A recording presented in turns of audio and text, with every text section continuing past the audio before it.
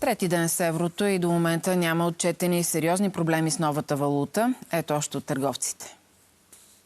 Трети ден успяваме да оцелеем в еврозоната без особени проблеми. Всички банкови приложения работят, няма спънки и с разплащателните средства. Казус обаче остават наличните евробанкноти в някои по-малки търговски обекти. Всичко мина отлично, с изключение на факта, че в някои по-малки магазини, като че ли все още няма достатъчно наличност от еврови монети, но вярвам, че и с това ще се справят колегите, които са в квартални магазини или по-малки търговци. Тоест, вие като си купихте нещо в лева ли ви върнаха или в евро? В лева ви върнаха.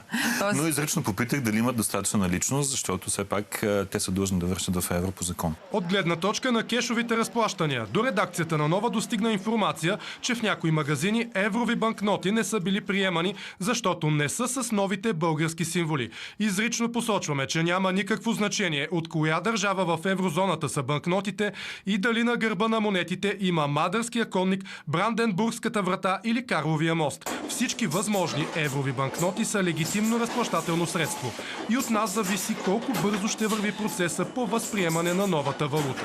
Сега, ако има някакво забавяне, то би било, ако някой клиент иска с по-голям купюр да си купи някаква дребна стока, дъвки или вафла, например, или ако използва повече монети, но дори в такива случаи мисля, че за сега са сравнително малко. За сега по-голямата част от хората предпочитат да плащат в лева по магазините. За новините на Нова, Георги Карамфилов.